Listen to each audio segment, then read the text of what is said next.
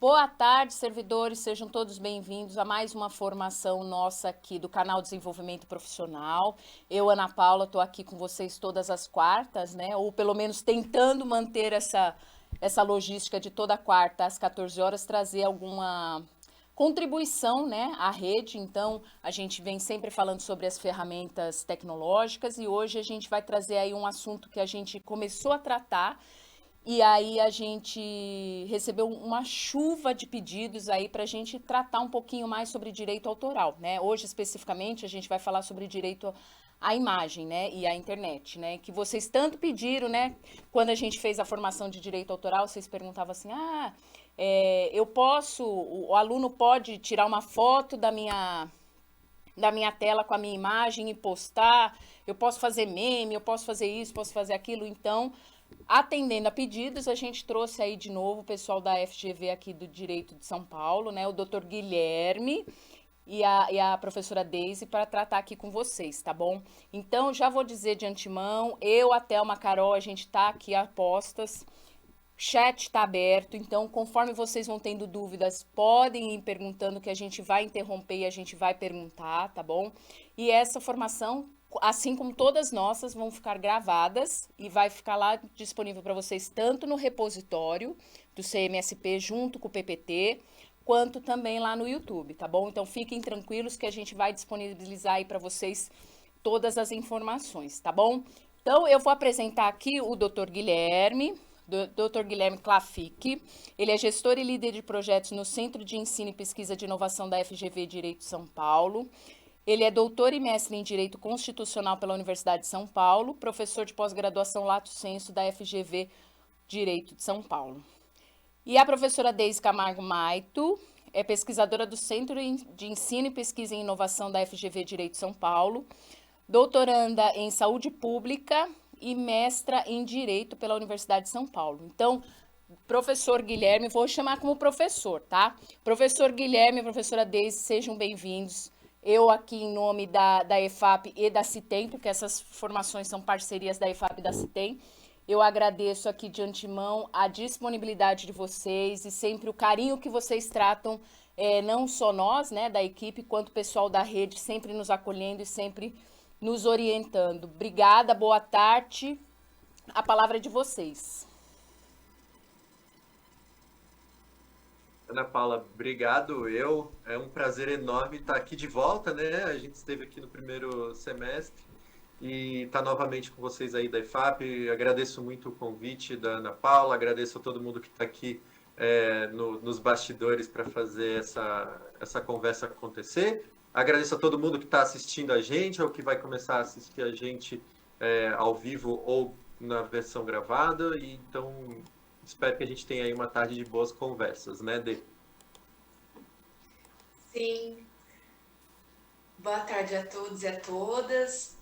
Nós agradecemos muito a oportunidade de poder estar aqui disponível com vocês, poder conversar com vocês. A gente vai falar um pouco, mas nós estamos num projeto que a gente trabalha com educadores, então, para a gente ter essa honra de conversar com educadores é muito, muito bom para nós. E ressaltar que nós estamos abertos durante todo o tempo da palestra, então, se tiverem dúvidas, podem conversar com a gente. E, ao final, nós vamos disponibilizar nossos contatos também. Nós estamos abertos a qualquer conversa com os educadores, que para a gente é sempre uma honra conversar. Muito obrigada. Então vamos A lá. gente vai começar compartilhando um material aqui nosso para dar alguns conceitos iniciais, para que a gente possa fazer uma conversa aí com os casos. Na última vez que a gente teve aqui, foram várias as questões que apareceram pelo chat, né? Então a gente quer privilegiar bastante a participação de vocês, os casos, as situações de vocês também, tá bom? É uma felicidade muito grande para a gente estar falando sobre um tema que é muito pertinente e é muito atual, que é a questão do direito à imagem na internet. Como a Deise antecipou, a gente tem um projeto que trabalha direitos humanos no ambiente digital. Um desses direitos humanos que a gente fala, direitos humanos digitais, é o direito à imagem. E mais do que nunca a gente se viu exposta a esse ambiente da internet, nossa imagem circulando, especialmente quem está na frente, na linha de batalha, dando aula, gravando vídeos e colocando na internet. Então, como a Ana Paula já antecipou, eu e a Deise, nós somos formados em Direito, então a gente vem ter essa conversa sob o ponto de vista do direito, tá? Embora a gente tenha experiência pedagógica, a gente espera também que vocês tragam esse enriquecimento pedagógico para falar conosco. Os objetivos desse encontro são principalmente compreender o que é esse direito à imagem, aplicar o direito à imagem, né, em atividades, ambientes pedagógicos, compreender a regra geral, as exceções, as proibições do uso da imagem e conhecer hipóteses e consequências do uso indevido da imagem. A gente não quer chegar aqui falando, não pode, não pode, não pode, a gente quer discutir com vocês como é que eu uso de maneira consciente, de maneira responsável, com menos riscos, imagens na internet. Então, a estrutura do nosso encontro, ela é dividida em 7 partes. A gente vai começar um pouco com os conceitos iniciais e depois seguir com as regras gerais, como é que a gente trabalha exceções, proibições, até os casos concretos que a gente espera que vocês possam trazer também as dúvidas de vocês. Então, antes de tudo, o que é imagem? Né? Essa pergunta que está por trás do direito à imagem. É importante pensar que o direito à imagem, e qualquer direito, é uma tentativa de proteger algum interesse muito forte da gente. E qual é o interesse que está envolvido quando a gente fala em imagem? É uma integridade psíquica e física das pessoas. A gente quer proteger o psicológico e o físico das pessoas, tá? Então, antes de tudo, a imagem está muito relacionada com isso. A imagem pode ser 3 tipos aqui. Uma imagem retrato, então a fisionomia, né? Eu vou trazer um exemplo aqui. Fisionomia, que é o que a gente mais comumente entende por imagem. A imagem atributo, ou seja, são aquelas características que individualizam a pessoa, a aparência da pessoa. Então, pensem aqui, uma tatuagem, um conjunto de pintas no corpo, algo que faça com que você identifique aquela pessoa e saiba que ela é aquela pessoa. E, finalmente, a reputação. Quando a gente fala arranhou a imagem de alguém, a gente não está falando que a pessoa chegou lá e arranhou com as unhas o rosto da pessoa. A gente está falando que prejudicou a reputação da pessoa. Então, a imagem também tem muito a ver com reputação, com honra, com como aquela pessoa é percebida na coletividade. Essa é a minha imagem, né? Eu peguei a minha imagem porque aí não precisaria pedir autorização para ninguém. Eu já estou autorizando aqui o uso da minha imagem no meu material pedagógico. Esse sou eu. Como é que eu poderia, por exemplo, neutralizar a minha imagem, neutralizar a minha fisionomia, neutralizar os meus atributos físicos?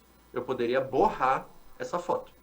Se eu borro essa foto, eu tiro as características que dão a imagem. Eu tiro as características que individualizam o Guilherme. Ou então, se eu chego e coloco um emoji por cima. Então, se vocês quiserem saber se alguém é preocupado com a imagem das pessoas, por exemplo, no YouTube, basta ver no vídeo se aquela pessoa borra a imagem de quem aparece acidentalmente no vídeo, né? Eu já acompanhei um canal de uma família que ficava testando restaurantes, né? E eles faziam gravações na praça de alimentação. E uma coisa que me fez perceber que eles tinham cuidado com isso é que eles borravam a imagem da criança que aparecia atrás deles gravando o vídeo, né? Então isso é uma preocupação com a imagem das outras pessoas. O direito à imagem, então, vai ser a proteção desses 3 tipos de imagem. Eu estou falando em 2 tipos de proteção aqui. O que a gente chama de proteção da personalidade da pessoa e proteção do patrimônio da pessoa, tá? O que é o direito à imagem enquanto proteção da personalidade da pessoa, daquilo que faz a pessoa ser o que ela é, tá? Eu estou falando do que a Constituição traz, que ela diz, é inviolável a imagem da pessoa. Você não pode adulterar, você não pode se apropriar, você não pode prejudicar aquilo que faz parte da personalidade da pessoa. Isso se reflete também na nossa lei, no caso, o nosso Código Civil, que rege as pessoas, né, nas suas relações privadas, principalmente, que traz, no artigo 20, a mesma coisa. É inviolável a imagem das pessoas e elas podem tomar qualquer ação para impedir que isso seja prejudicado. Ela pode impedir, por exemplo, que outras pessoas usem a imagem delas sem justificativa. Tá? Ou pode proteger contra terceiros, contra pessoas que queiram acabar com a reputação dela. Tá? E isso vai ser importante mais para frente. Só que o direito à imagem não é só um direito de personalidade que a gente fala, um direito da pessoa. Ele também é um direito que protege o patrimônio da pessoa, dinheiro mesmo, recursos. Por quê? Porque a pessoa, ela tem direito sobre a exploração comercial ou não comercial da sua imagem, tá? Esse é um direito que você tem de defender a sua imagem contra a exploração, principalmente comercial. Em outras palavras, né, vamos dar um exemplo bem constante no futebol. Jogador de futebol geralmente é remunerado de duas formas. Uma forma lá de CLT, porque ele é trabalhador, empregado do clube, e uma forma que é bastante forte de remuneração é o direito à imagem. Porque o jogador de futebol está a todo momento na TV, está a todo momento, quando ele pisa no gramado, ele está usando a imagem dele. Então, o jogador de futebol tem grande parte da remuneração dele vindo do direito à imagem. Do uso da imagem nas canecas, nas revistas, no site do clube e por aí vai. Né? E muitas vezes esse dinheiro é até maior do que o que ele recebe pela CLT. Então a gente fala que a pessoa pode licenciar a imagem dela, né? Que ela pode alugar a imagem dela. Ou que ela pode ceder a imagem dela, que significa mais ou menos vender, né? Quase como se você vendesse o uso da sua imagem. Exemplo, eu posso ceder a minha imagem para publicidade, materiais online, fotos, essa aula.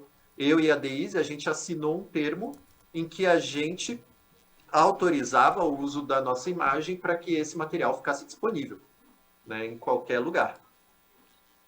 E aí vem a questão, quem usa a imagem de outra pessoa, sem fazer negociação, sem pedir autorização, está se aproveitando do valor econômico que aquela imagem tem.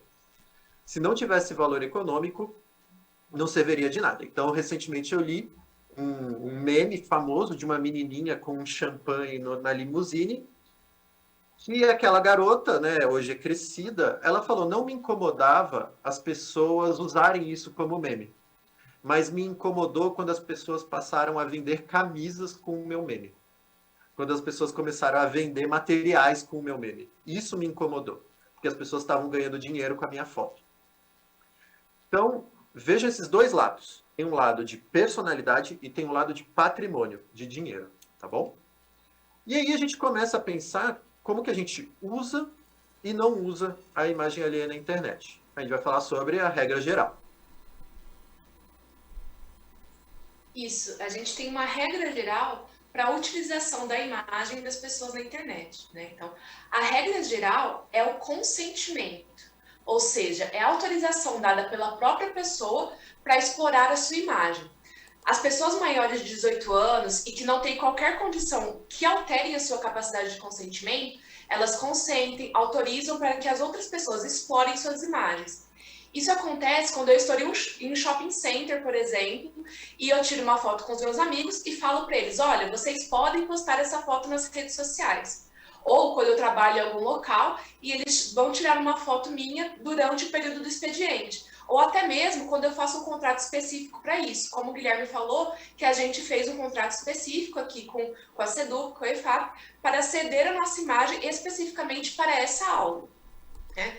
E aí, no caso das pessoas menores de 18 anos, né, a gente menciona aqui o artigo 17, o artigo 18 do Estatuto da Criança e do Adolescente, que é o ECA, né, que ele fala que é dever da família, do Estado e sociedade, que vai zelar pela integridade moral e psíquica das crianças e dos adolescentes. né? Então, é muito importante que a gente coloque que o dever é de todas as pessoas de preservar a imagem dessa criança e desse adolescente. Então, a família, primeiramente, o Estado, que no caso de vocês está representado pela escola, e a sociedade como um todo, né? Então, isso significa que todas essas pessoas têm o dever de preservar a imagem e a identidade das crianças e dos adolescentes. E a vedação para um tratamento vexatório ou constrangedor, ou seja, um tratamento que coloque uma criança ou um adolescente em uma imagem que possa causar qualquer constrangimento a ela, né? Então, esse é um princípio orientador do Estatuto da Criança e do Adolescente. E esse princípio é muito interessante, que ele vai orientar crimes específicos no Estatuto da Criança e do Adolescente. Que não se pode, por exemplo, veicular uma imagem de criança ou adolescente suspeito de cometer um ato infracional, porque a identidade dessa pessoa deve ser preservada, né? Nós, do direito, quando a gente lida com processos que envolvem crianças e adolescentes, sequer o nome dessas pessoas podem aparecer. E os processos que envolvem elas estão em segredo de justiça, né? Mas, assim, a gente fica pensando, será que eu não posso nunca tirar uma foto de uma criança ou de um adolescente e publicar essa foto? Bom, é possível, né, que a gente faça essa publicação, mas desde que haja consentimento das pessoas que são responsáveis pelas crianças e pelos adolescentes, que são os responsáveis legais, que geralmente são os pais ou seus tutores, né? Porque as crianças e os adolescentes, eles ainda não têm o que a gente chama de plena capacidade civil, ou seja, eles não podem, por si só, consentir para a utilização de suas imagens. Por isso, os pais, eles realizam esse consentimento para as crianças e para os adolescentes, né? E essa questão do consentimento é muito importante, né? Aí, Deise, uma questão aqui interessante é notar, essa autorização é dada para alguém para fazer alguma coisa. Então, geralmente, os pais e os responsáveis legais autorizam a escola a usar a imagem, né? E aí é interessante notar, a autorização é para a escola usar, não para o professor ou a professora usar. Então, a gente tem que sempre ver quem é que recebeu essa autorização específica. Posso fazer uma pergunta? Né? É a autorização específica para aquele ato, e muitas vezes isso vai estar previsto no contrato, né? Que é a matrícula que os responsáveis, que os pais ou os tutores, os cuidadores das crianças e dos adolescentes fazem com aquela escola, né? Então ele está fazendo aquela autorização para a escola, né? A gente fez alguns casos aí interessantes, mas a gente vai explorar um pouco o que é essa questão do consentimento, né? Então, o que significa consentir para determinada ação, para determinada situação, né? Então, o consentimento, ele é a capacidade, que é a capacidade jurídica para manifestar uma vontade. Então, é uma liberdade de manifestar a vontade. A vontade da pessoa, ela não pode ser uma coação, ela deve ser manifestada livremente. Então, por exemplo, o Guilherme, ele é líder de pesquisas no CEP, eu trabalho com ele no projeto sobre direitos humanos digitais. Se ele disser que se eu não deixar que ele manipule a minha imagem de uma forma que fique mais agradável, como, por exemplo, para ele mais agradável é eu ter cabelos compridos ou usar maquiagem, e caso ele não deixe que eu faça isso, eu não posso continuar como pesquisadora na FGV, perceba que esse consentimento, né, eu falo, não, então pode usar a minha imagem dessa forma. Esse consentimento não foi dado livre, né? Ele foi dado mediante coação, eu fui coagida a dar esse consentimento. Agora, diferentemente, é meu contrato como pesquisadora na FGV que inclui a seção da minha imagem específica para as atividades de pesquisa que nós fazemos, né? Para essa formação, por exemplo, ou para o contrato que a gente assinou, o contrato de sessão de imagens que a gente assinou aqui com a EFAP, né? Então, assim, nós estamos consentindo especificamente com a sessão das nossas imagens e nós estamos consentindo sem qualquer coação, né? Então, é muito importante que esse consentimento, ele seja feito sem qualquer coação, né? E aí, se a gente está falando de incapazes, né, de pessoas que não podem consentir por si só, o consentimento vai ser dado pelos seus tutores ou pelos seus cuidadores, né? Então, essas pessoas, os tutores ou os cuidadores das pessoas que não podem consentir, seja pela idade, ou seja por ter alguma questão que dificulte a sua capacidade de consentimento, aí os tutores ou os curadores que vão dar esse consentimento para essas pessoas, para a utilização dessas imagens, né? E aí, outra questão que a gente tem também é a tolerância, né? Então, se a gente pode tolerar que alguém utilize a nossa imagem, por exemplo, né? Isso já aconteceu comigo, que uma vez eu fui dar uma palestra e uma pessoa pegou a minha foto do WhatsApp para divulgar a palestra. Eu vi aquela divulgação da palestra e consenti com o uso da minha imagem naquela divulgação específica.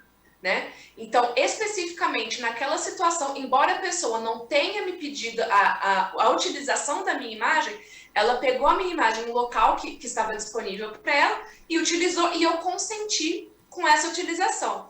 Né? Então, embora eu vi a foto, ela foi aplicada na divulgação e aí tá tudo bem. Né? Então, isso depende do princípio da boa-fé das relações. Né? Então, a pessoa, ela usou a foto para aquele determinado fim e tá tudo bem. Mas aí uma questão que a gente coloca, né, e que a gente quer discutir um pouco, é se essa tolerância ou se esse consentimento, eles podem deixar de valer com o passar do tempo, né? Então, eu queria ouvir um pouco do Guilherme, o que ele acha sobre essa questão, né? O que ele estudou sobre isso, se o consentimento e a tolerância, eles podem deixar de valer com o passar do tempo. É isso aí, Daisy. Então, assim, se vocês observarem, por exemplo, um termo como esse que a gente assinou aqui para a EFAP, ele é um termo que prevê que a nossa imagem pode ser usada por uma quantidade de anos, tá? Em caráter irrevogável, irretratável, ou seja, o que o contrato diz para a gente?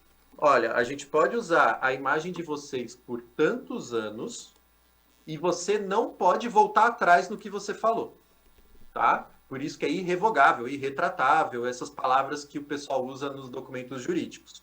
Ou seja, você não pode revogar, você não pode ir dar para trás, né, ou voltar atrás no que você sugeriu aqui. Então, assim, o contrato ele vai trazer um tempo, né? Tem gravações que eu já fiz em que eu cedi a minha imagem por tempo indefinido. Indefinido e irrevogável. É basicamente como se eu tivesse dado a minha imagem para todo sempre, para que ela fosse utilizada para aquele fim específico. A tolerância, ela é um pouco diferente.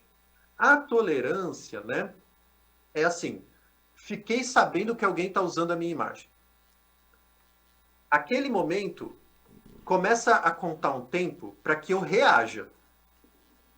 Bom, fiquei sabendo que pegaram a minha imagem aqui no YouTube e começaram a fazer camisas do Guilherme. Olha, eu tenho um tempo para reagir. Se eu não reagir, se eu começar a aceitar,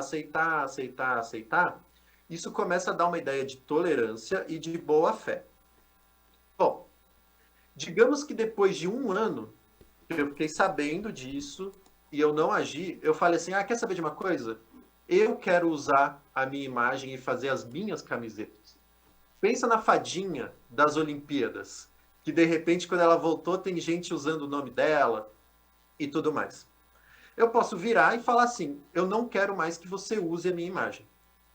A partir do momento que eu manifesto a minha vontade de que eu não quero mais que você use a minha imagem, acabou a tolerância. Tá? Acabou a tolerância. Se você usar a minha imagem a partir desse momento, você está violando essa boa-fé.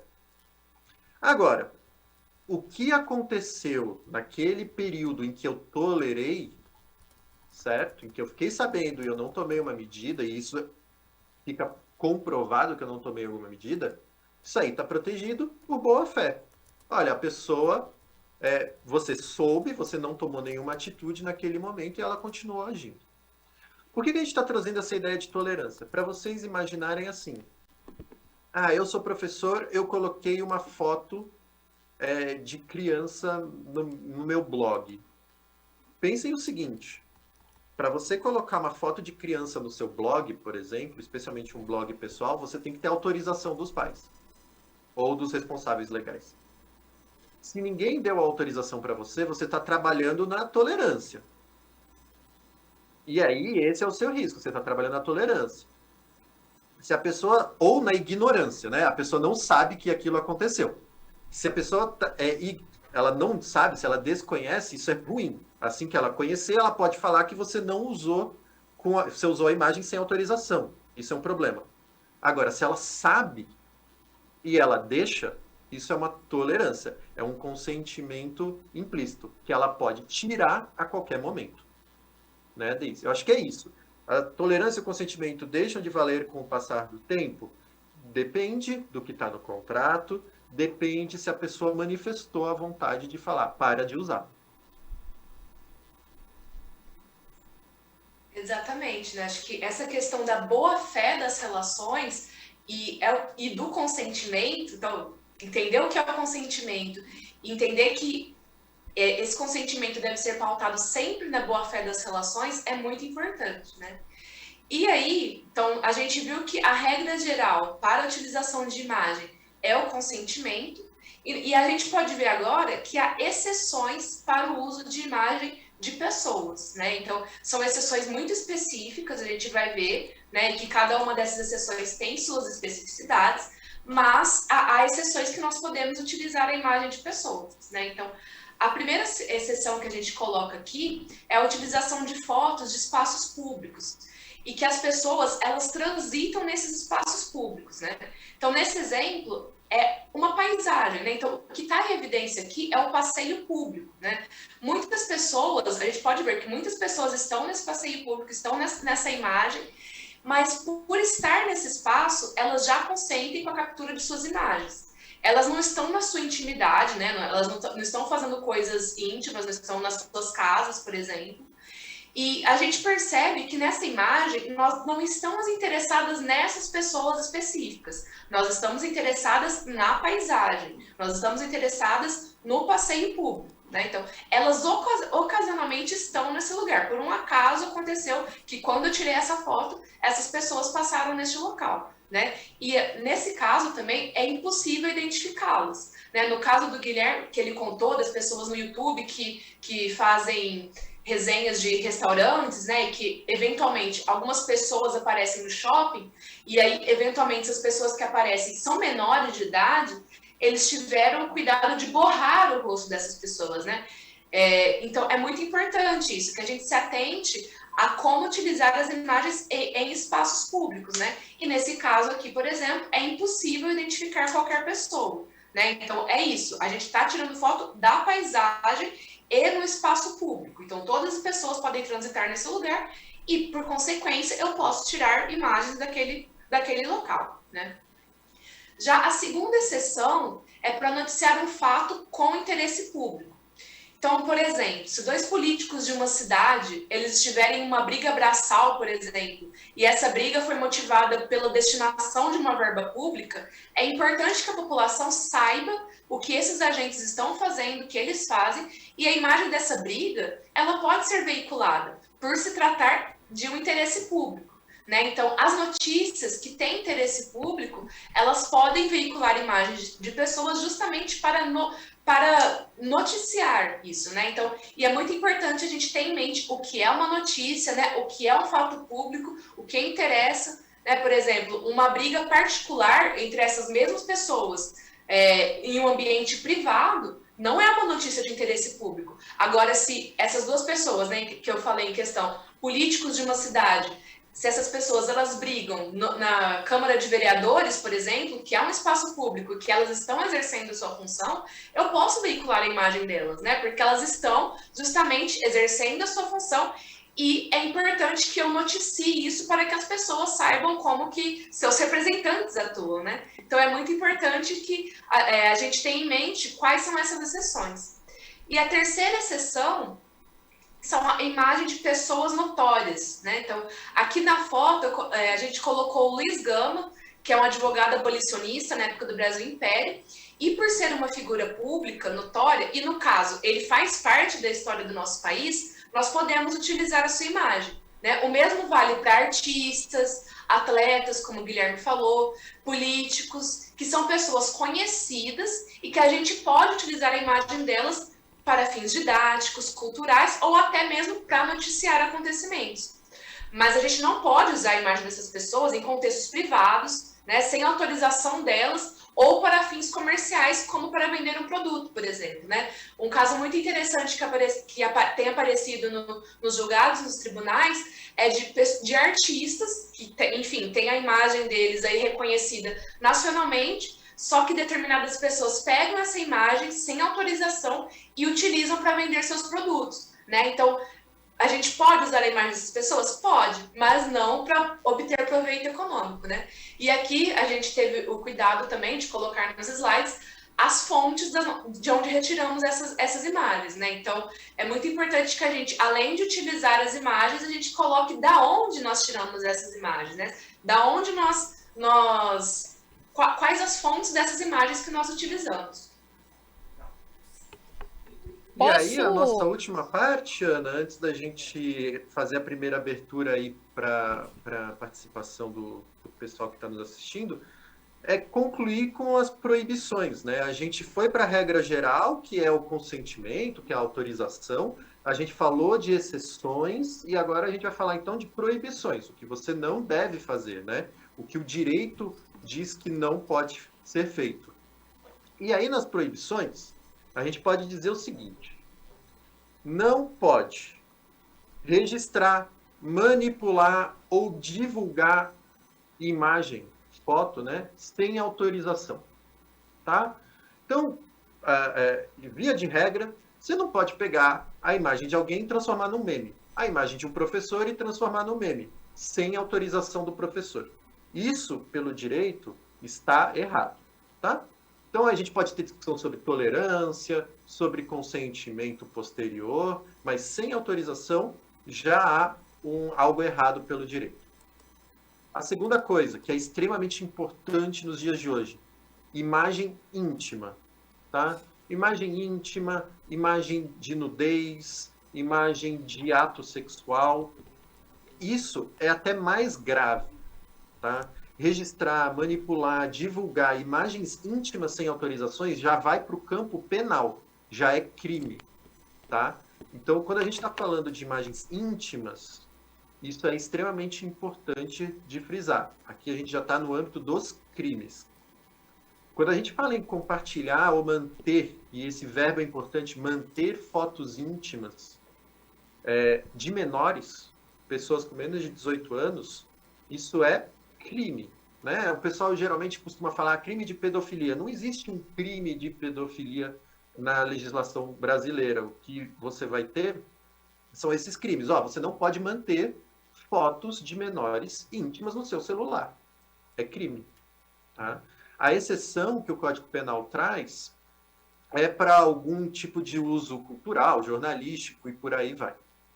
E, finalmente, você não pode explorar uma imagem de alguém comercialmente sem autorização. Eu não posso pegar a imagem do Daniel Alves, por exemplo, que saiu, infelizmente, do meu time, e usar ela para colocar na capa da minha apostila que eu vou vender sobre direito à imagem. Porque eu estou usando a imagem do Daniel Alves para promover o meu produto sem a autorização para explorar comercialmente isso. E aí, uma coisa importante que o judiciário já tem de uma maneira pacífica é o seguinte: dano. Poxa, se eu peguei a imagem de alguém e coloquei num meme legal, assim, um meme de boa, não causei dano contra ela. Por que eu tenho que pagar para ela alguma coisa? E a ideia o dano é presumido, tá? Então, assim, se você não teve autorização, já se presume que você vai ter que pagar alguma coisa pelo uso indevido da imagem, tá? Como regra geral, então, pessoal, antes da gente ir para os casos e para as situações, a regra de ouro aqui na nossa apresentação, né? O que a gente está falando como regra que vocês devem seguir sempre não use imagem sem autorização. Bom, a autorização é um cheque em branco? Não, a autorização não é um cheque em branco. Tem uma segunda coisa.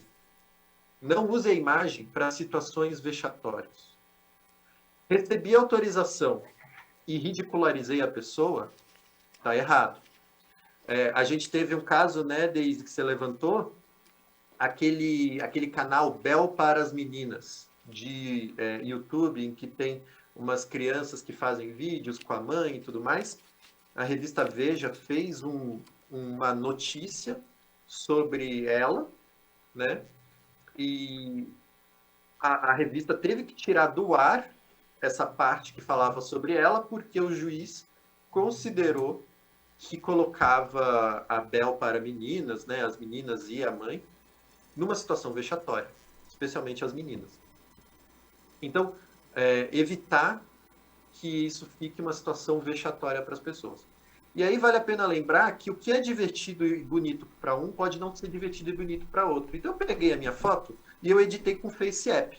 Né? Outra coisa, o FaceApp pega os dados das pessoas, treina a inteligência artificial com as fotos que são colocadas, isso é uma outra discussão.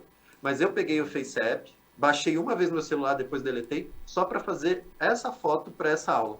Eu peguei a minha foto e alterei lá algumas coisinhas para deixar a minha imagem mais jovial, mais bonitinha, mais, sei lá, atraente. Mas talvez o que fosse bonito para uma pessoa não é bonito para mim. Talvez eu queira a minha imagem. Né? E aí está aqui para vocês compararem. Depois vocês podem até colocar no chat qual vocês acham bonito. Né? Isso é uma coisa até importante quando a gente fala de direito à imagem. Os avatares e o uso desses filtros cada vez mais gerando procedimentos estéticos, cirurgias plásticas, para que as pessoas fiquem mais parecidas com o que esses filtros dizem que elas devem ser. Né? Então, isso é um outro risco aí da imagem enquanto atributo físico. Vocês veem que o FaceApp fez? Reduziu o tamanho do meu rosto, aumentou o tamanho do meu cabelo, aumentou a narina, mas afinou o nariz, reduziu um pouco a testa. Eu poderia virar para um cirurgião plástico e pedir, eu quero ser igual a essa foto do FaceApp. E isso está sendo um problema muito grave, cada vez mais, especialmente mulheres, querendo fazer essas cirurgias para chegar a um ideal de beleza. O que mostra que o direito à imagem é muito mais do que se proteger. É também ter consciência do valor que a sua imagem tem para você e para a sociedade. Né? E aí, Ana, eu acho que a gente pode ter uma rodada aí de dúvidas, de conversa com o pessoal que está nos assistindo, agora que a gente deu esse panorama geral do direito à imagem. Vai ter coisas específicas, e aí eu já digo aqui, a gente não dá orientação jurídica, né, como advogado, numa aula. Então a gente sempre fala, ó, consulte advogados e tal. O que a gente pode falar é, bom, qual seria uma ideia frente ao direito, né, Ana? Com certeza. E aqui a gente tem alguns pontos colocados, e como eu falei na outra formação, aqui a gente trabalhando no Centro de Mídias, especificamente eu trabalho na EFAP, mas eu faço essas formações aqui no Centro de Mídias, e a gente acaba se deparando com algumas coisas dessas questões de direito autoral, né? Então, por exemplo, essa questão que você falou aí, Guilherme, há poucos minutos, sobre a questão de avatar. Teve uma formação, acho que foi da semana passada, semana retrasada, do Canva, né, que é um programa que a gente utiliza, e a gente mandou para verificação de direitos autorais. Foi a primeira coisa que mandaram. Quem fez, em que programa utilizou e qual o interesse, né, da pessoa com relação a isso. Então, as mínimas coisas que a gente nem imagina, né, são tocadas ali na questão de direito autoral. E como eu falei na outra formação, essa questão é muito difícil da gente tratar e da gente pensar, por ser uma coisa de interpretação, né? Muitas das coisas que vocês falaram, eu fiquei pensando aqui, mas tudo depende da interpretação, né? De quem está recebendo, de quem está fazendo e também para quem vai, né? Porque é tudo subjetivo, né? Então é um pouco difícil a gente tratar sobre isso, mas vamos lá. Eu posso ler então aqui algumas considerações e perguntas que a gente tem no chat? Vamos lá, vamos interagir com o pessoal. Então vamos lá. A professora Rosana, como colocou lá logo no começo, com essa explicação, como fica a obrigatoriedade de vídeo em aula?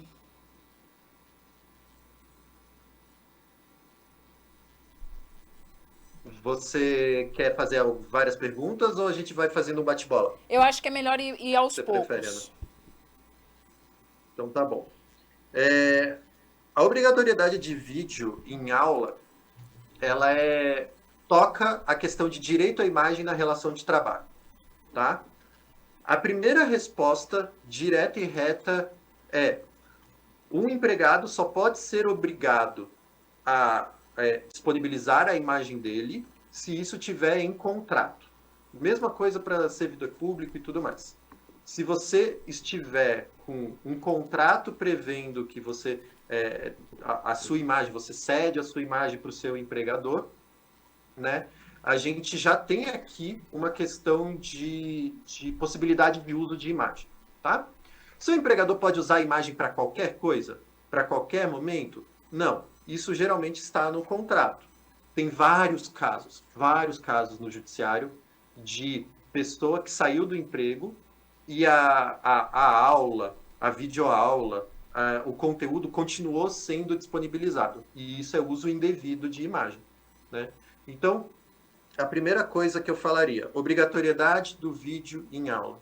Depende do contrato. Se não tiver um contrato, nada mais justo do que a pessoa ser remunerada por aquilo que ela está fazendo, tá?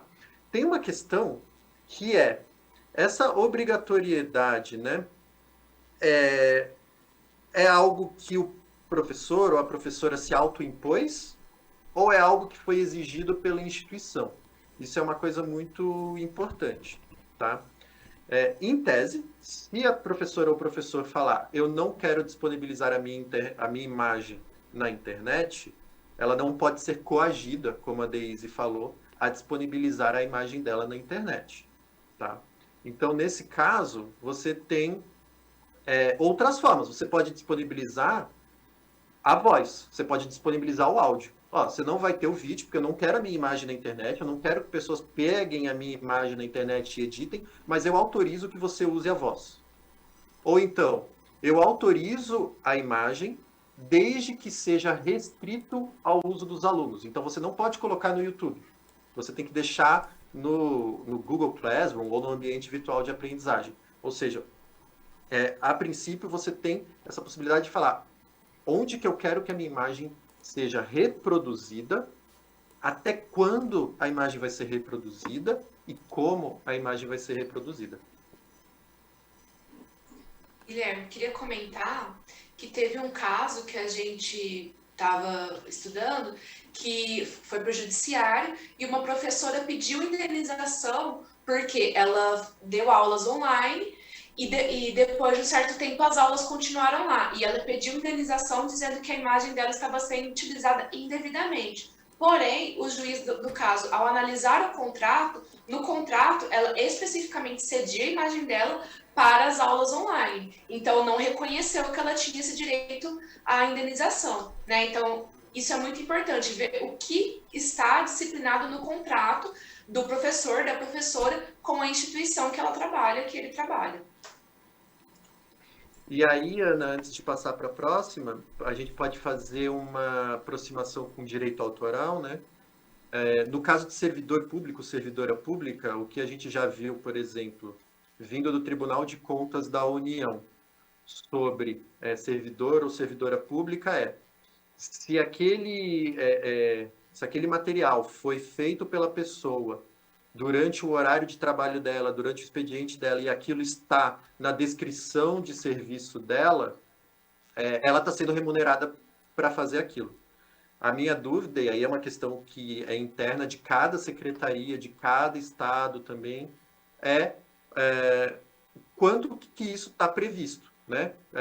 Tem a previsão de que os professores devem fazer aulas online? Se tem a previsão, então os professores já, ao serem contratados, sabem que eles precisam precisam disponibilizar a imagem deles para aulas online. E aí você mexe assim, aonde é que você pode disponibilizar essa aula online? Então, existe uma previsão para que essa aula online fique pública num canal como o YouTube? Isso é diferente. Se ela tem que ficar pública no YouTube ou se ela tem que ficar privada no ambiente de aprendizagem, tá? Isso é muito importante, é uma diferença para onde a minha imagem vai. se é para o público no YouTube ou se é privado no ambiente específico de aprendizagem. Professor Guilherme, acho que essa questão gerou muita polêmica aqui no chat, né? As pessoas colocaram aqui, e uma das coisas que colocaram, o professor Roberto colocou aqui, o Estatuto do Magistério prevê algo? Na verdade, como o professor Guilherme tinha falado, a gente não vai entrar especificamente em alguns assuntos, alguns parâmetros jurídicos, né? Então, acho que cabe a nós dar uma olhada lá no Estatuto do Magistério, verificar. Eu imagino que não, porque o Estatuto do Magistério é antigo, né? E essa questão da internet aí vem agora, né?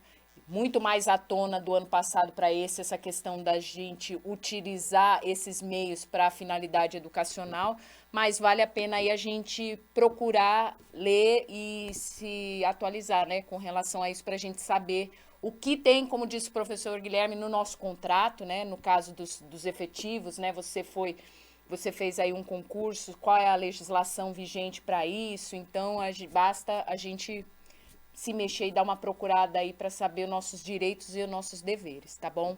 Então vamos passar para a próxima. A próxima a professora Regina coloca aqui, na prática, qual a diferença de autorização para professor ou escola?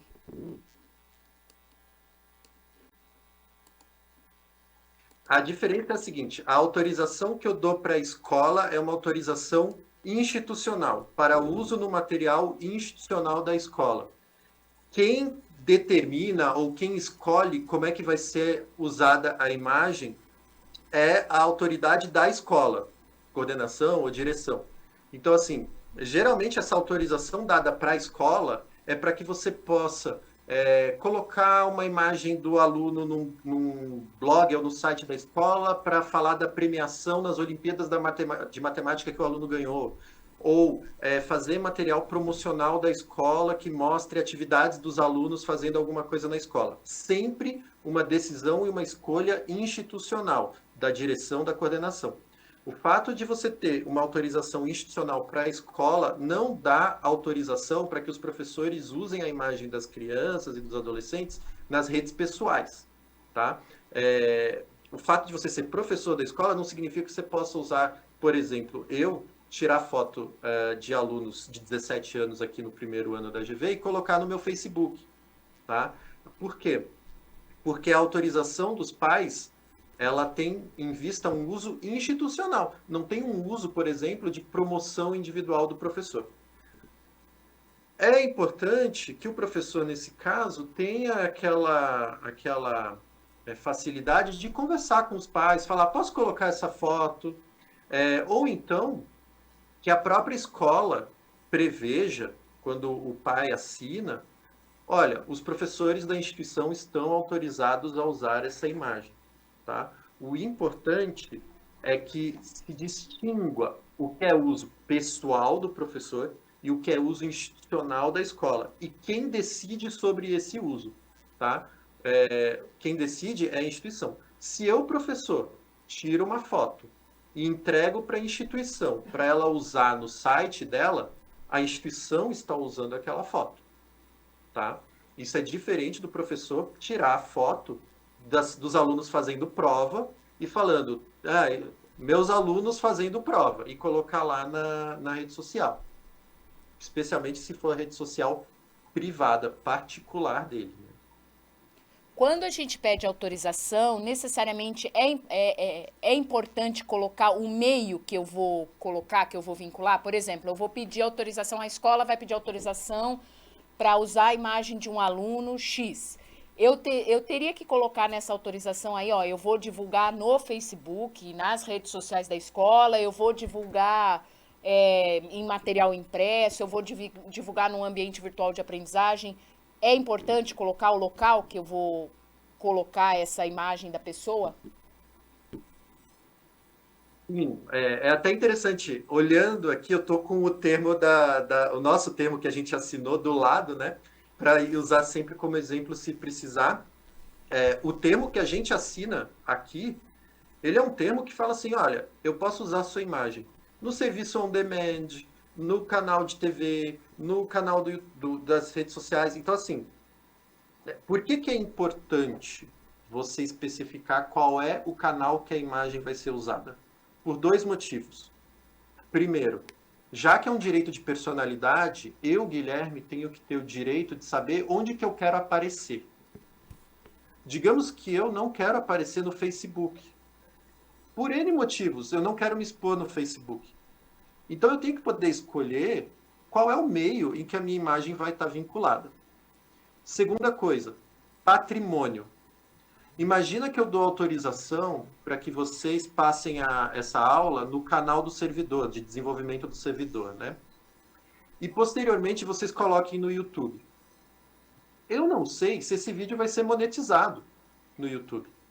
Então, eu preciso saber todos os canais que o vídeo vai ser transmitido, que a minha imagem vai ser transmitida, porque eu preciso saber também onde é que você vai ganhar dinheiro com a minha imagem. E saber se essa remuneração está justa. Então, o canal em que a minha imagem é veiculada é extremamente importante e tem que estar registrado na autorização. Isso daí é um ponto importante que eu falo para você, servidor, para a gente tomar esse cuidado e pensar bem com relação a isso. Porque, por exemplo, eu vou dar um exemplo prático aqui nosso da EFAP, né? Como eu cuido também de cursos, dos cursos aqui do ambiente virtual, então vamos pensar aí, sei lá, uns 8 anos atrás, quando a gente tinha os cursos dos professores ingressantes. Um dos nossos maiores problemas era que os cadernos que a gente tinha aí que eram ofertados para as escolas, para os professores, né, que eram feitos da secretaria, eles tinham aí uma autorização só para impresso. Não tinham para a gente vincular nas redes sociais, nem nas redes sociais, no site da secretaria ou mesmo no curso, que era um ambiente virtual de aprendizagem da secretaria, e era um ambiente fechado em que só os servidores poderiam utilizar. Então, na verdade, a gente não pôde, ou a gente teve muita dificuldade, teve que entrar um pouco aí no jurídico, para a gente conseguir usar esses cadernos dessa forma. Então, na verdade, quando você vai pedir uma autorização, você também tem que pensar a longo prazo, né? Porque às vezes a gente pede uma autorização, a gente tem um material e depois a gente vai revisitar esse material lá, depois, sei lá, de uns 4 anos e falar, eu quero reutilizar. Mas aí você tinha ou um período que você colocou ali que eu posso usar 2, 3 anos, 5 anos, ou você colocou que você poderia só utilizar, por exemplo, para o Classroom. E aí você vai usar no Teams e não dá. Então é importante sempre a gente pensar nessa questão também da temporariedade e também de onde eu vou vincular, tá? Então é só um ponto de atenção aí para vocês, tá bom? Vamos lá. A professora Regina colocou assim: entendendo que o professor somente postaria as atividades escolares, a autorização deveria conter os dados do professor juntamente com o da escola?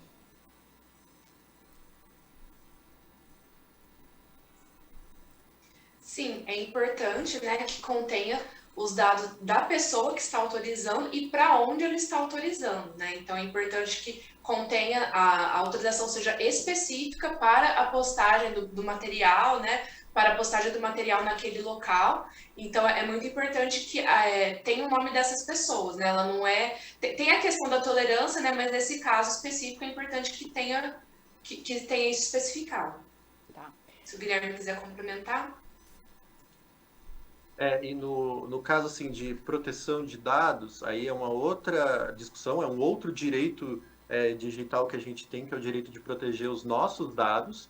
Então, uma outra hipótese que é, eu tenho que expor os meus dados publicamente, se eu fiz o material, se eu fiz a gravação, se fui eu que fiz a aula, e aí a gente fala, olha, você tem o dever de dar a atribuição, né?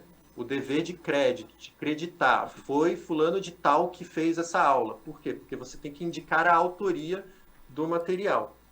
Então, pensando aqui, será que eu posso me resguardar na internet não colocando o meu nome na aula, porque aí as pessoas não vão saber que fui eu que fiz?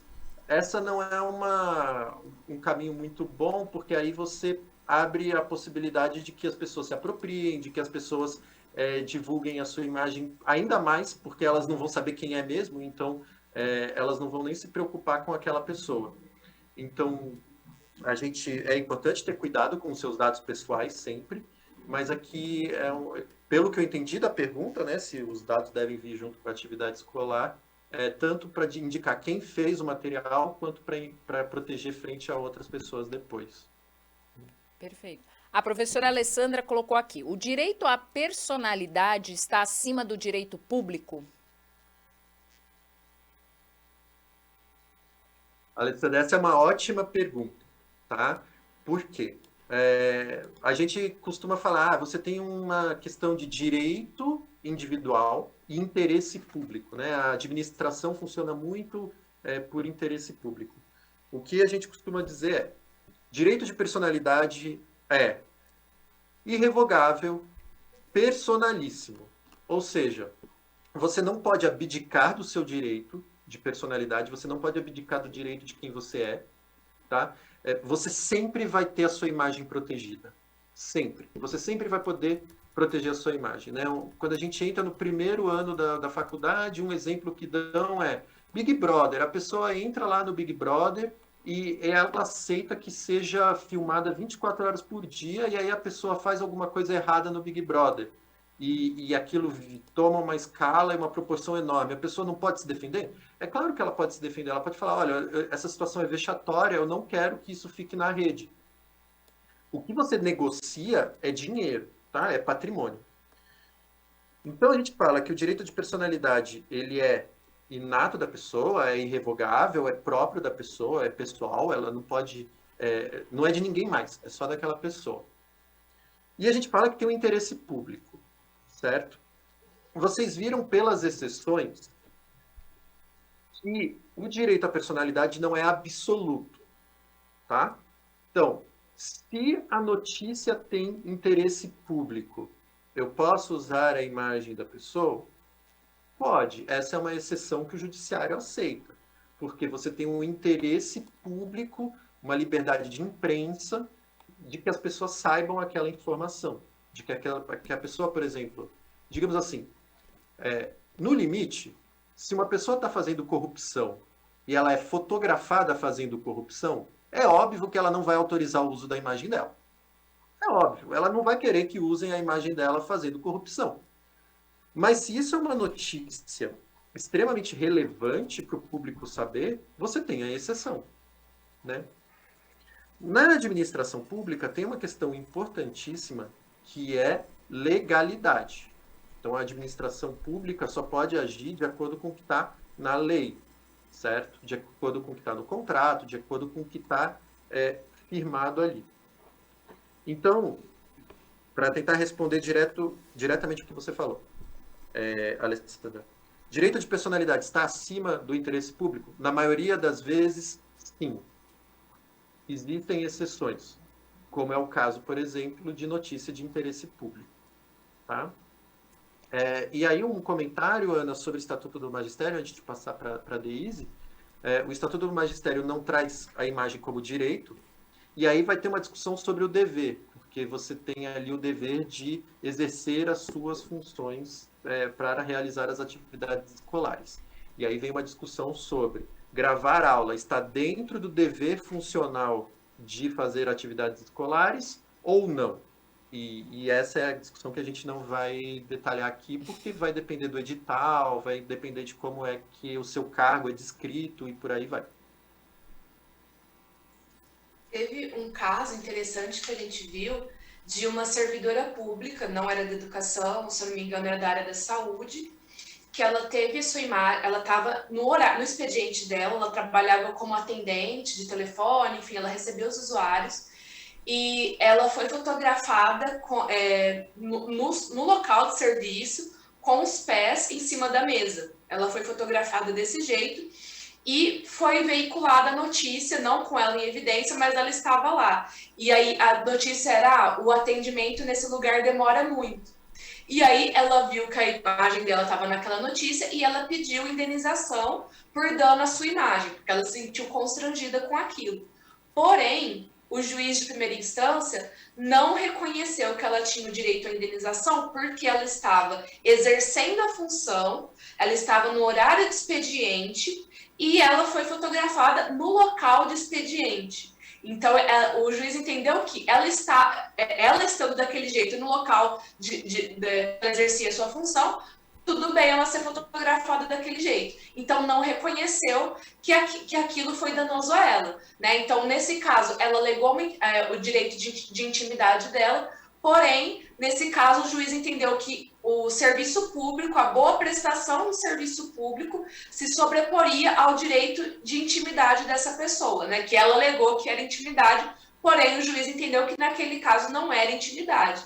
Né? Então, assim, é um caso bem interessante para a gente ver como que isso chega ao judiciário. Né? Aí foi o caso de juizado especial, então tem o recurso de uma forma diferente, mas ainda está em discussão esse caso. É muito interessante para a gente pensar isso também. E aí, só uma coisa do que a Daisy falou, Ana, antes da gente voltar para você, essa questão do, tirou foto da funcionária pública, da servidora pública, com uma pose lá que demonstrava desleixo e mau atendimento. O juiz, né, como a Daisy falou, considerou que aquilo era uma denúncia e que, por ser uma denúncia, tinha interesse público. Por que eu estou ressaltando esse ponto? Porque a gente pode começar a discutir outras situações, como a gente teve recentemente, de político entrando na escola para filmar as pessoas e denunciar o que estava acontecendo nas pessoas.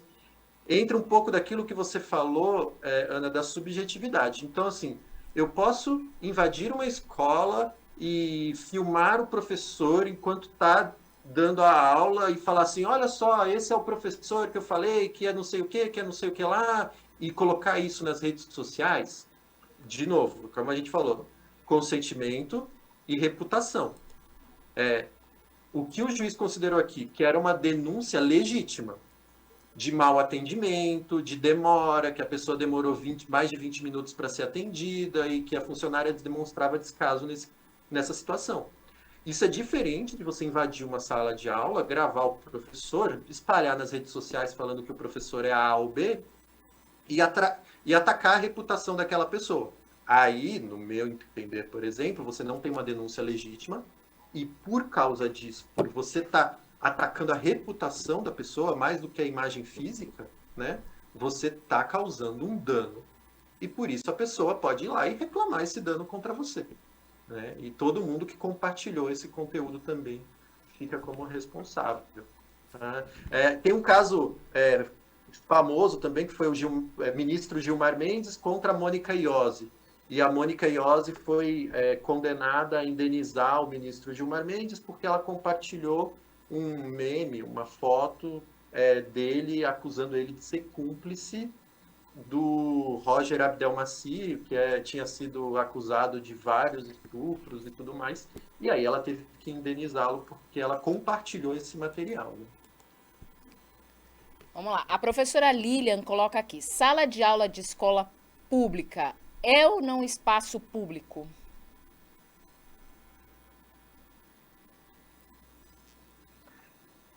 Essa é uma discussão grande, tá? A gente teve essa discussão, por exemplo, quando eu estava na faculdade e alguns movimentos sociais entraram na faculdade e aí teve chamada de PM para discutir o que o pessoal do direito, especialmente direito administrativo, faz de diferença. Existem locais públicos, tá? São públicos. Praças, parques, ruas, esses são lugares públicos, de acesso público e por aí vai. E existem lugares de acesso público com finalidade privada, tá? Então, a escola, ela é um espaço público, tá? Mas ali dentro da escola, você tem uma finalidade educacional. Não é todo mundo que pode entrar na escola, você tem um controle de entrada muitas vezes. Então, o que eu diria? Eu posso sair tirando foto da escola enquanto paisagem, enquanto espaço público? Posso. Eu posso sair tirando foto das crianças e dos professores dando aula no espaço público por causa de ser escola? Não. Porque aquele espaço é um espaço com uma finalidade específica, com um grupo de pessoas que está sempre ali, então você consegue identificar quem são aquelas pessoas. É diferente de uma rua, de uma praça, de um parque em que você não sabe quem está passando e tem acesso a qualquer pessoa. Não sei, Deise, se você quer complementar.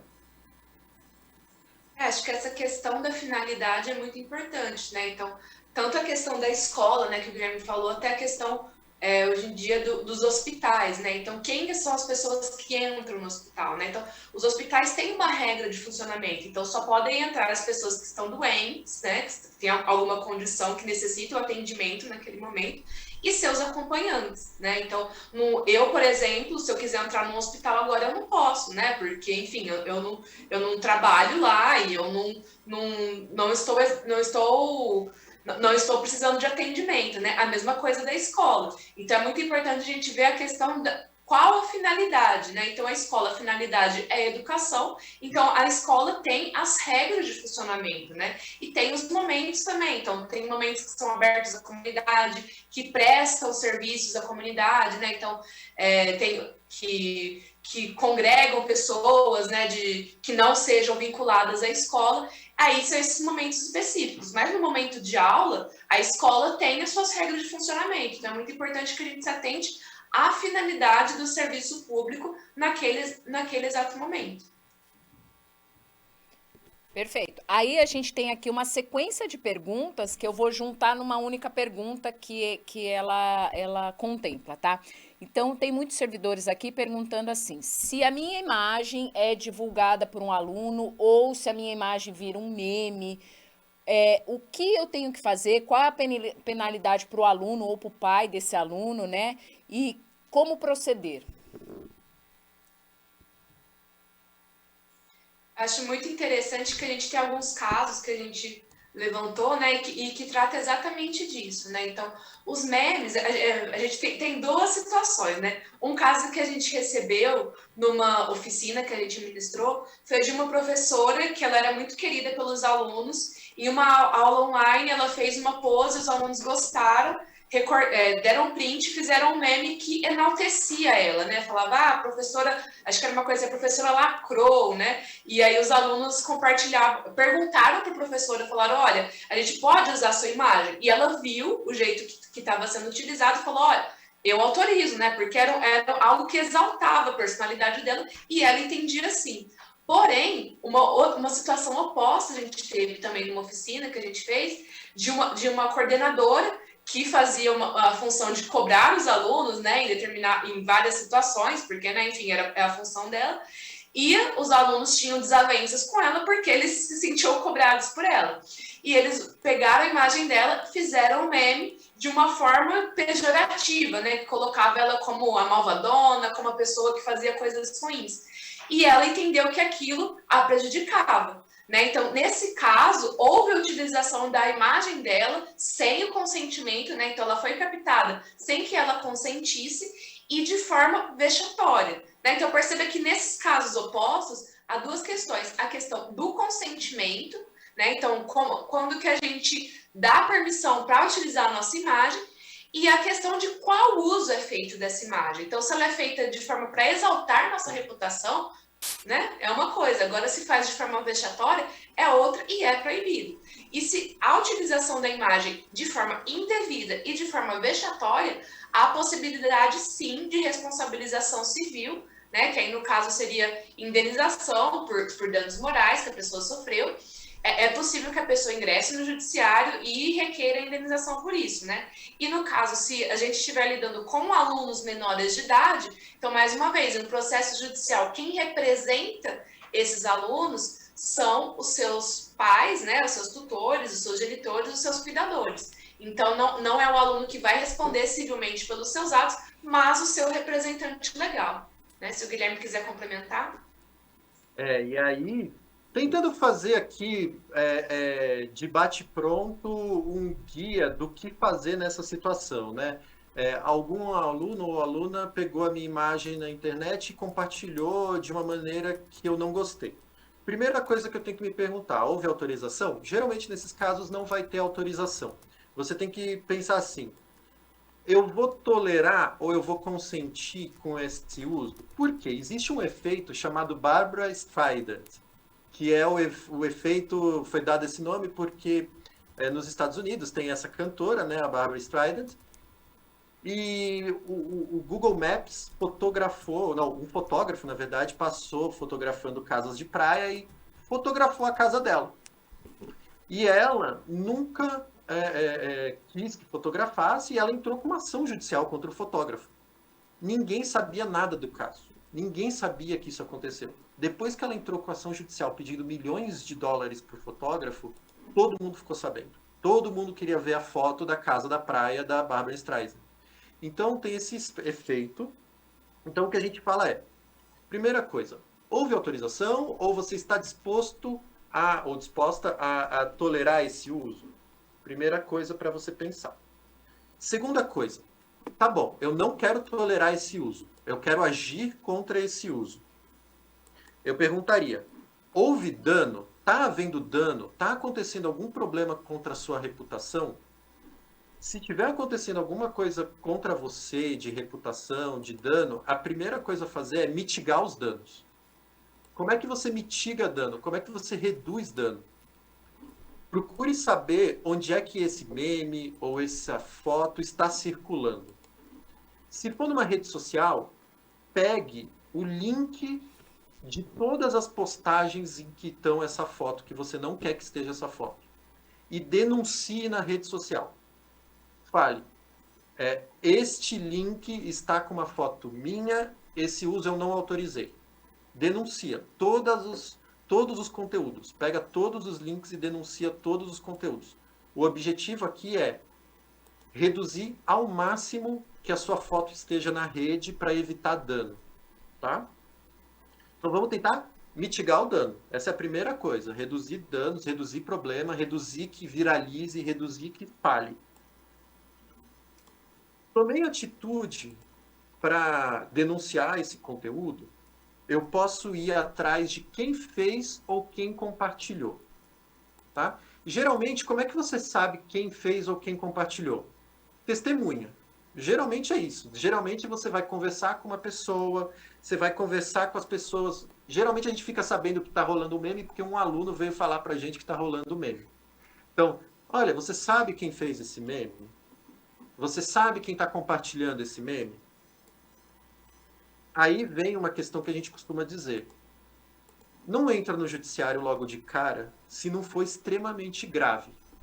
Se não for tipo pedofilia, sabe? Procura, em primeiro lugar, o que a gente chama de soluções alternativas do conflito.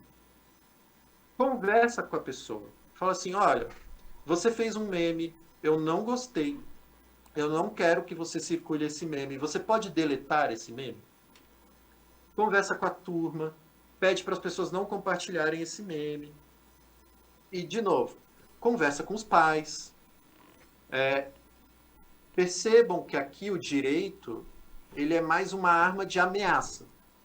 Você pode, por exemplo, falar, olha, se você continuar com isso, eu vou ser obrigado a te processar. Porque isso é o uso indevido da imagem. Ou porque isso está causando dano. Tá? O uso indevido já é motivo de indenização. Tá? O judiciário já reconhece que o uso indevido, o uso não autorizado, já é passível de indenização. Então conversa. Tenta explicar a situação, tenta explicar o que acontece, tenta explicar o problema que vai acontecer. A pessoa não quer parar. Quer continuar. Reincidiu. O que fazer? Medidas administrativas. Então, você pode denunciar o perfil da pessoa nas redes sociais. Você pode tomar as medidas pedagógicas na sua escola. Medidas civis. Você pode pedir indenização a ser paga pelos pais, como a Deise falou, né, quando é caso de menor. Você pode, se for crime, ou seja, se for uma imagem íntima sua, os alunos acessaram meu celular ou meu computador enquanto eu estava ausente e pegaram uma imagem íntima minha que saiu rolando pela escola. Aí, a ameaça é até mais grave, porque a gente já está falando de ir até uma delegacia, de fazer um boletim de ocorrência, falando como você recebeu esse conteúdo, quem compartilhou esse conteúdo. E aí, saibam que essa é uma ação que vai ter consequências lá na frente, né? A gente fala que menor não comete crime, por isso que o menor não vai preso, entre aspas, ele vai para a Fundação Casa, né? Ou vai ter o conselho tutelar agindo ali. Mas em casos mais graves, aí faça um boletim de ocorrência. Algo importante para provar o que aconteceu. Captura a tela e pega os links de todo o conteúdo. Captura a tela do WhatsApp, captura a tela da internet, pega os links, faça a prova de tudo, pegue as testemunhas, tá? Isso vai ajudar você a tentar mostrar quem fez, quem compartilhou, quem causou o dano a você. Que isso é extremamente importante. Seriam 4 etapas, Ana, para tentar resolver essa situação caso tenha acontecido algo com a sua imagem, né? No caso do YouTube, por exemplo, muitos professores talvez estejam com vídeos no YouTube, o próprio YouTube tem um canal para denunciar, e aí a pessoa que está usando a sua imagem indevidamente, ela recebe um aviso, e você pode escolher, olha, eu quero que aquela pessoa tire do ar o vídeo, eu quero que aquela pessoa me pague, e aí o que acontece? O vídeo da pessoa vai ser monetizado, mas o dinheiro não vai para ela, o dinheiro vai para você. Ou eu quero que aquela pessoa fale quem eu sou, ou borre a imagem, edite o vídeo e por aí vai. Tá? Então, são alguns caminhos para você solucionar esse problema. Bom, aqui a gente tem uma série de perguntas, porque, na verdade, uma das questões aqui colocadas é com relação à imagem dos alunos, imagem da escola, né? Então, por exemplo, eu estou fazendo uma atividade com os alunos na minha sala de aula e eu quero fazer esse registro, porque depois eu quero divulgar na semana de boas práticas, ou eu quero divulgar para a secretaria, enfim, para fazer um registro ali daquela ação e também porque, por exemplo, na educação infantil de anos iniciais, a gente faz esse registro também para talvez mostrar para o pai, enfim. Então, tem uma série de perguntas com relação a isso. Então, eu vou ler e aí vocês puderem responder. Então, ó, a Lene colocou assim: Guilherme, quando preciso registrar uma atividade em sala de aula, registro do fundo da sala e para aparecer só as costas? Dessa forma pode ser? Aí temos outra aqui, ó, e a professora Vanessa. Para a divulgação de boas práticas desenvolvidas por uma escola, onde há vídeo ou imagem de estudantes e professores, que tipo de autorização seria necessária para a divulgação no site, por exemplo, da diretoria de ensino? A professora Vanessa também põe. Para a divulgação de boas práticas, é da diretoria de ensino. Aí depois a professora Osana. E quando tenho imagens de alunos em atividades na escola, tenho que ter autorização para expor os alunos aos grupos de estudo e da sala de alunos pelo WhatsApp, por onde que eu peço e mando, né? São mais ou menos isso, é a questão de apresentar as imagens dos alunos e dos professores em momentos de aula, né? O registro ali da ação. Tá, eu vou só falar uma coisa que acho que é muito importante antes de ficar com essa preocupação sobre o consentimento. Pessoal, vocês não precisam. Imagina que eu tirei foto de 20 pessoas, né, de 20 crianças. Vocês não precisam pegar o consentimento de 20 crianças, que o objetivo, por exemplo, é mostrar apenas que as crianças estão num determinado ambiente. Você pode borrar a imagem da pessoa. Então, assim, lembrem que o direito à imagem está atrelado aos atributos e à fisionomia que individualizam aquela pessoa. Por isso que a Lene falou, eu tiro foto do fundo da sala e só de costas.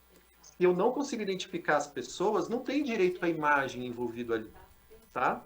Então, se eu não reconheço quem são, tudo bem, não tem direito à imagem.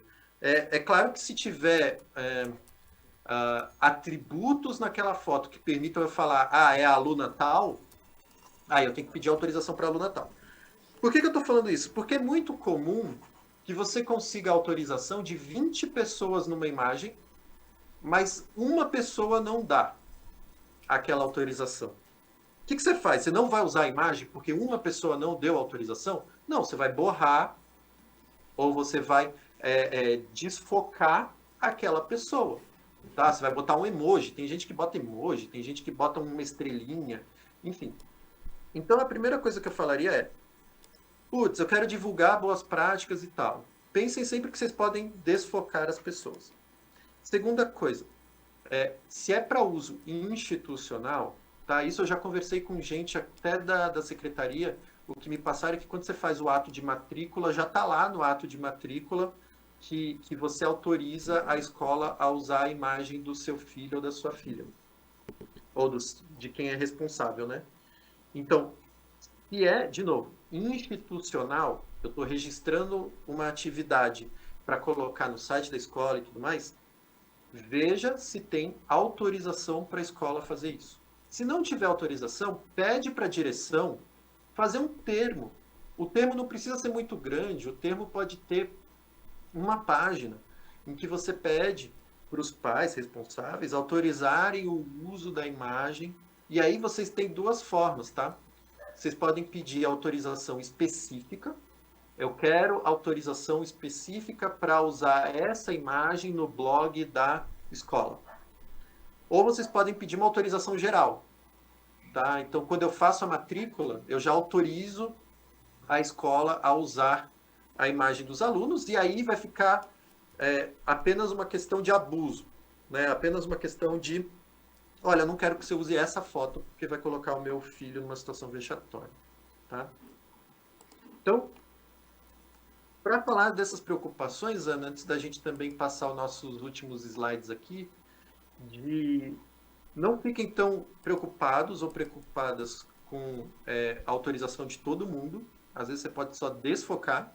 E segundo, procurem obter ou uma autorização específica, pode ser por WhatsApp, um áudio, alguma coisa. Você está aumentando o seu risco, mas é uma autorização. O melhor é que seja por escrito, com todas as condições, onde é que pode ser passada a imagem, ou uma autorização geral, tá? Para usos futuros. A Deise pode comentar, se ela quiser, sobre essa diferença entre foto institucional, como fazer para foto institucional, ou a gente pode ir só para os nossos slides finais, Ana, para fazer a síntese.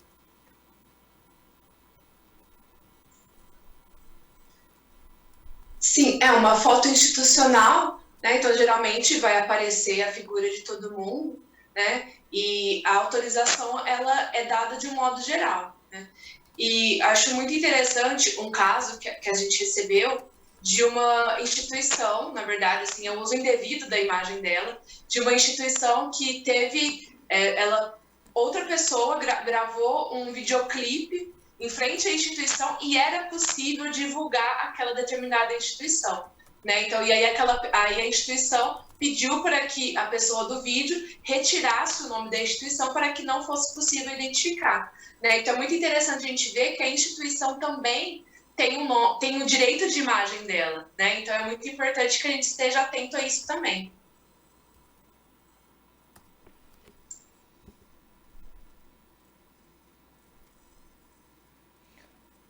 O Guilherme, Ana, antes... então, como a gente já está finalizando... Não, desculpa, para vocês finalizarem, eu só ia falar uma coisa.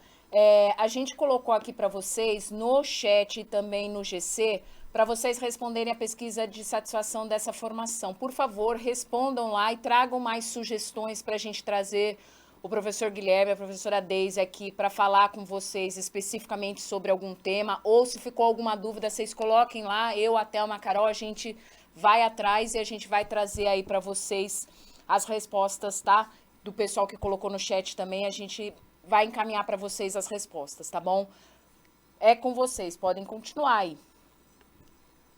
Ana, e só para reforçar a sua mensagem, essa pesquisa de satisfação ajuda muito a gente. Eu, por exemplo, que estou vindo uma segunda vez, eu aproveitei muito do que foi a pesquisa de satisfação da primeira para fazer uma oficina e tentar fazer melhor, né? E podemos então, já dizer que vai para a terceira, né? A gente já pode dar esse spoiler que as contribuições de vocês agora vão gerar a nossa terceira formação, que já está, inclusive, marcada. Então, fica aí a dica, a gente vai fazer uma terceira formação, então deixem as dúvidas de vocês e as sugestões para a gente já melhorar para a próxima formação.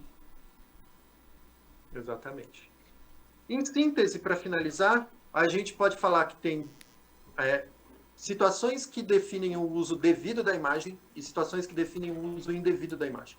O uso devido da imagem, com autorização, protegendo a reputação da pessoa, explorando comercialmente de acordo com a autorização, e as exceções, espaço público, informação, notoriedade da pessoa. A gente tem situações de uso indevido, sem autorização, às vezes com autorização, mas deixando a pessoa numa situação vergonhosa, uma exploração comercial sem acordo, ou aquele uso que permite identificação, que invade a privacidade da pessoa, paparazzi, sabe paparazzi? Muitas vezes a discussão sobre paparazzi é da invasão da privacidade. E aí a gente tem riscos do uso indevido. Se você usa sem autorização, você está sujeito a um risco. Ter que remover aquela imagem e ter que pagar pelo uso não autorizado. Se você usa a imagem para ridicularizar a pessoa, você está sujeito a um risco. Remover a imagem e pagar dano moral. E até danos materiais, assim, que possam acontecer caso a pessoa tenha ido parar no hospital por causa da situação vexatória. Se você está usando para ganhar dinheiro, sem autorização, além de perder o que você fez, você talvez tenha que devolver esse dinheiro que você ganhou indevidamente. E se você está permitindo identificar, invadir a privacidade da pessoa, você está sujeito a tudo o que a gente falou anteriormente, tá bom? Mas lembre-se sempre de conversar. Conversar é extremamente importante, às vezes você entra num acordo posterior e tudo se acerta. A gente deixou algumas referências no material que está disponível para vocês, tá? Em especial aqui, uma apostila de um curso que eu vou mencionar, que foi um curso que a gente fez, e o texto da professora Chiara Spadaccini de Tefé, sobre direito à imagem na internet, um texto de 2016, além das leis. E a gente gostaria de citar aqui, né, os cursos que a gente deixa no nosso projeto de formação de educadores em direitos humanos digitais, com o NIC-BR, né, coordenado pelas professoras Marina Fefebal e Kelly Angelini. A gente tem 16 cursos online, gratuitos, sobre temática de direitos humanos digitais. E um deles, está até aqui na imagem, é Imagem e Direitos na Web. Então, vocês podem entrar pelo link, que a gente pode depois disponibilizar pela Ana, ou pelo QR Code que tem aqui. Pega o celular e coloca, depois na gravação também.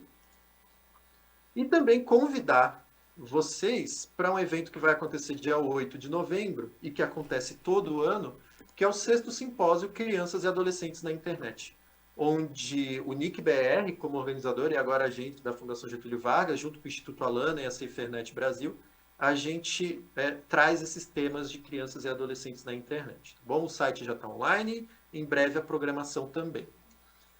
Muito obrigado, Ana. Muito obrigado também a todo mundo que está no bastidor, todo mundo que nos assistiu, e a gente fica à disposição com o contato para vocês. Gente, eu que agradeço. Eu quero dizer que, de novo, essa formação vai ficar lá disponível para vocês no repositório. A apresentação também vai estar lá disponível para vocês no repositório, então fiquem tranquilos, vocês vão conseguir acessar, né? Vou dizer uma particularidade que eu encontrei o Dr. Guilherme, né, o professor Guilherme, através desses cursos, tá? Então, eu fuço bastante lá na GV, então eu encontrei por lá, então vale a pena, são cursos bem legais, bem direcionados aí, que trazem aí muita informação pra gente. Então, professor Guilherme, professora Deise, eu agradeço demais a participação de vocês. De novo, as portas da secretaria estão sempre abertas. O professor Guilherme volta aqui com a gente na próxima formação. E agradeço todo mundo que está participando aí no chat, mandando, agradecendo, falando que foi muito proveitoso e foi muito importante essa temática para a gente trabalhar. Então, eu agradeço demais a participação de todos, tá bom? Vocês querem fazer as considerações finais? Acho que eu quero só agradecer a oportunidade e ressaltar que nós estamos disponíveis para conversar com todos os educadores, todas as educadoras, nossos contatos estão aí, enviem mensagens para a gente e agradecer muito a secretaria que tem disponibilizado esse espaço para a gente. É muito importante conversar sobre direito com pessoas que estão lidando com isso diariamente. Então, muito obrigada.